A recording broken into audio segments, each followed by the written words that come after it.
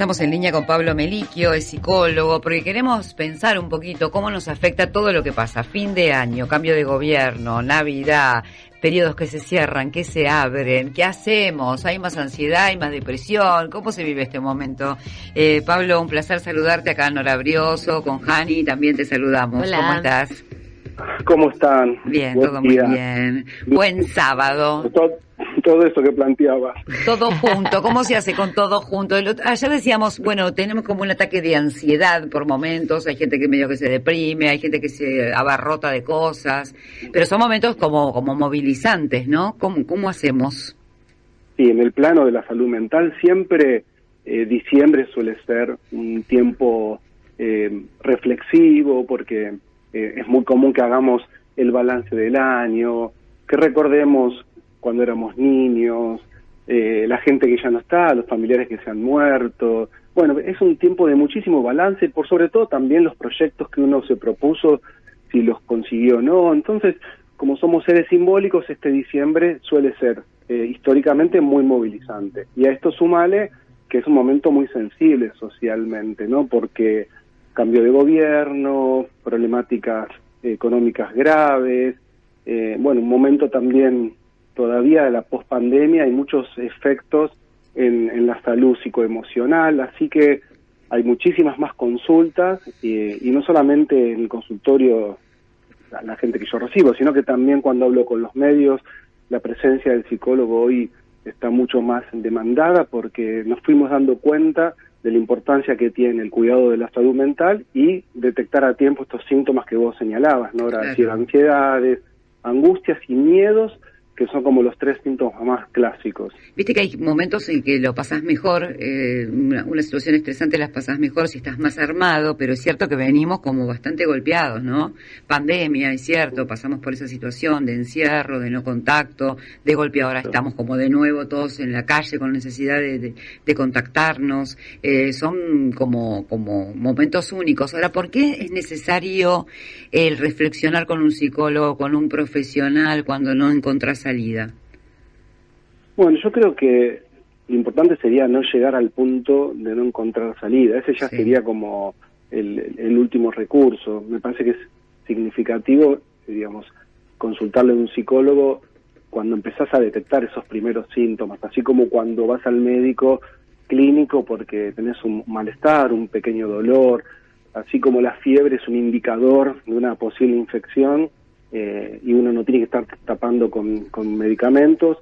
Al psicólogo habría que consultar cuando uno empieza con estos síntomas, ¿no? ¿Cuáles serían los síntomas que nos tendríamos que empezar a preocupar, no? Porque, digo, uno dice, no, mira, me encierro mucho, o salgo mucho, o me irrito mucho. ¿Cuáles son los síntomas? Sí. En principio, cuando ya te das cuenta que estás un poco acorralada, ¿no? No era que no te encontrás salida a algunas cuestiones de tu vida, o que repetís errores, volvés a caer en lugares donde caíste alguna vez y sufriste. Cuando empezás a detectar que no estás en armonía o que el bienestar está alterado. Pero los síntomas, también los clásicos, que tenemos todos son ansiedades, angustias y miedos.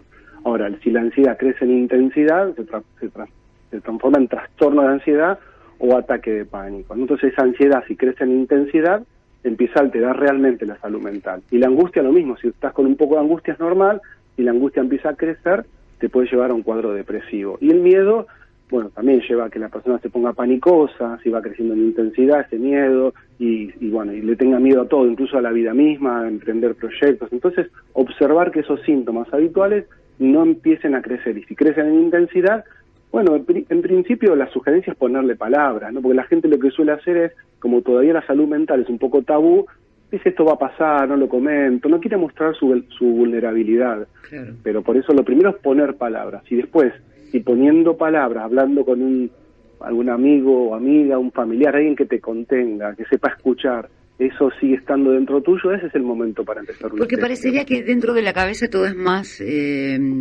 grande que cuando lo podés poner en palabras. Viste que algo que te angustia la palabra mucho, es mágica, te libera. Total. Te lo cuento a vos, claro. O sea, ya lo empiezo a liberar. Fue necesario. Y no es tan grave como en mi cabeza, con el pensamiento rumiante, parece, ¿no?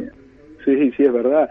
Porque de hecho, bueno, digamos, cuando Freud empieza a experimentar con el uso de la palabra para curar, en ese momento eran pacientes histéricas, pero una de sus pacientes...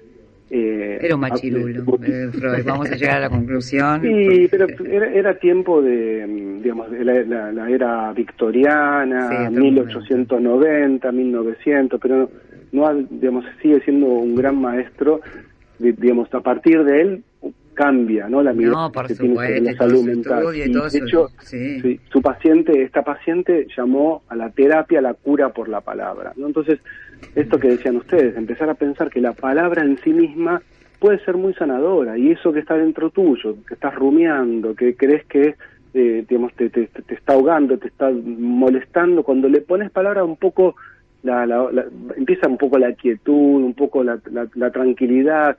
Y porque aparte cuando le contás al otro lo que te está pasando, bueno, en general a la mayoría de las personas le pasa que tienen un mundo interior que no lo transmite y que a veces puede ser un poco asfixiante. Y también son sociedades en las cuales a veces estamos como muy encerrados, por eso esta nueva idea de que nos quisimos después de la pandemia unir y hablar y abrazar y demás, también en esto de la socialización, no, me parece que nos ayuda. Y lo que pasa también, Nora, que es una sociedad muy narcisista, muy egoísta. Eso se transmite, digamos, de hace muchos años. Tiene que ver un poco con el capitalismo, con la autorrealización, con el autobombo, ¿no? Todas las personas quieren hablar y contar lo que están haciendo. Hay escasa capacidad de escucha. Todo en general, cuando vos empezás un diálogo te interrumpen. Todos quieren contarlo. Pero la verdad que, digamos, en este sentido creo que lo importante es escuchar. ¿Sí? Escuchar a la familia, escuchar a la gente que uno tiene cerca, preguntar realmente cómo estás y escuchar, ¿no? Porque a veces, ¿cómo estás? ¿Bien? Enseguida te cierran, ¿no? Es decir, ¿estás bien? Bueno, te cuento, y sí. Exactamente, entonces practicar la atención plena es difícil, pero lo tenemos que intentar. Ahora, yo pensaba el otro día en esto que vos decís con respecto a saludar a la gente. Antes el buen día, o sea, el saludar era como habitual, en un ascensor, en una calle, no sé, buen día, hasta luego. Pero vos ves gente enajenada, la verdad. Todos estamos enajenados que no le decimos ni hola. Le digo al doctor Fede, hola, y trajo facturas. Muy bien, Fede es lo más, es lo más. Pero digo, ¿por qué estamos así? Vas por la calle y parecemos todos autómatas.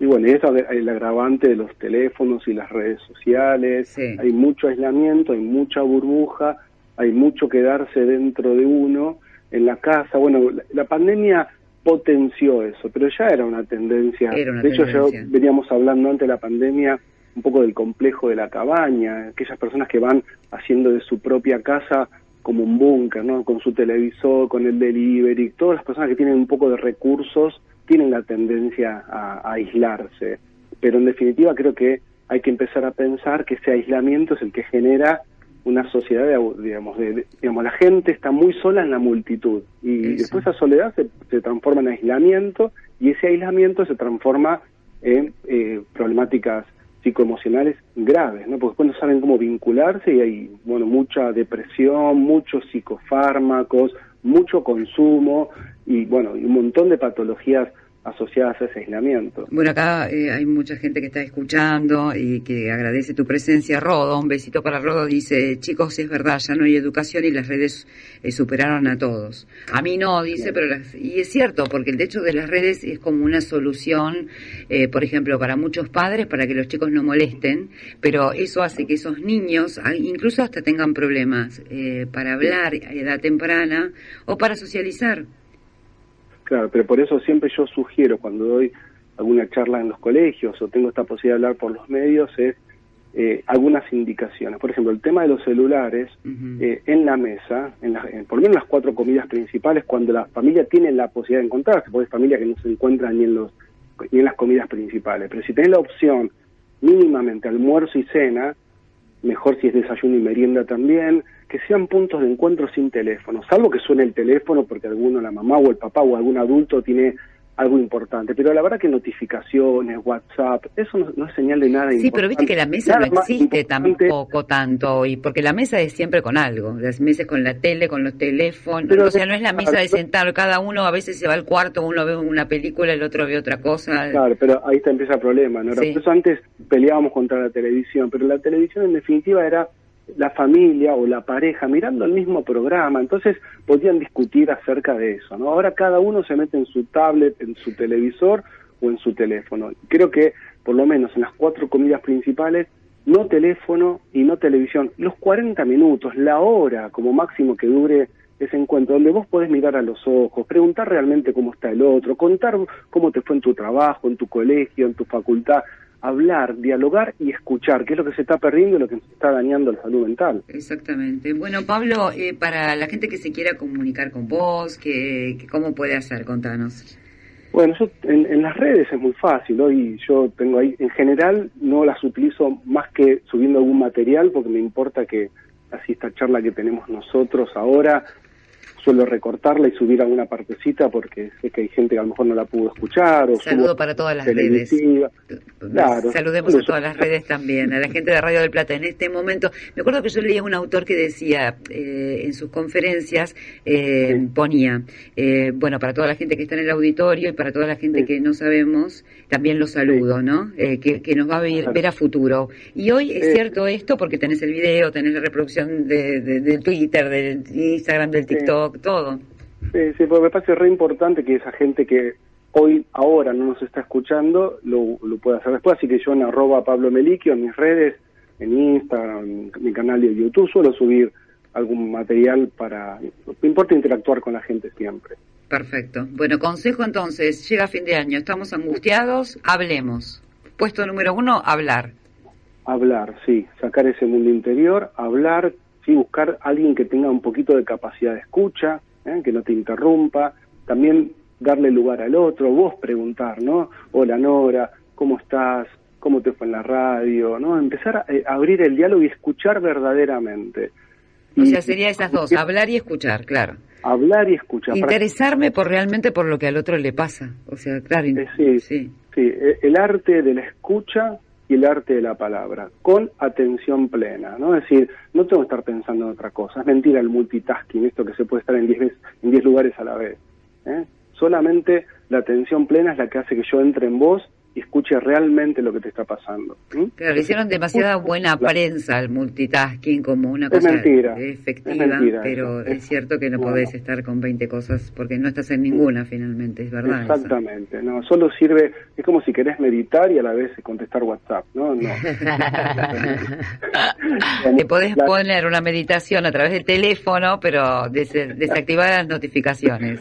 Claro. Algo, por ejemplo, que yo hice, que yo lo recomiendo porque me dio mucho resultado, es silenciar a todas las personas en WhatsApp, están todos silenciados menos algo urgente que sería mi hijo o mi mamá, ponele, pero lo que ustedes... Bien. Pero el sonido, o sea, no que se vea, claramente lo veo, pero no como el ruidito todo el tiempo.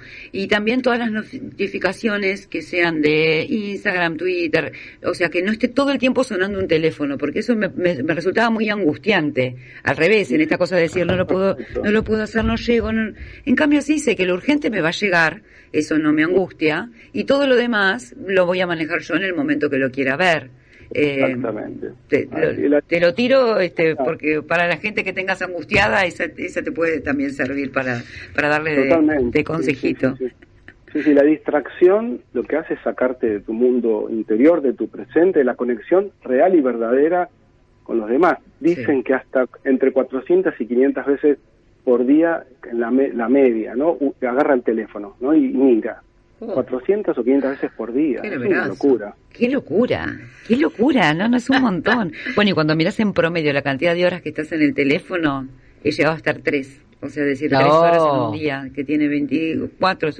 O dormís 8, es un montón. Es un montón, sí. Y la pregunta es, ¿usaste 3 horas para hablar con tu madre, con tu hijo? ¿Entendés? Uno se tiene que preguntar por el valor de las cosas y seguramente empiezan a cambiar. Ser conscientes de que el teléfono, las redes y muchas cuestiones son controles sociales y uno tiene que hacer su propio camino y el propio camino tiene que ver con el amor y la conexión con los que tenemos cerca, con uno y con los demás. El conócete a ti mismo es que estaban en Grecia, en el templo de Delfos, de Apolo en Delfos, era conócete a ti mismo como cuestión central. ¿La gente se conoce?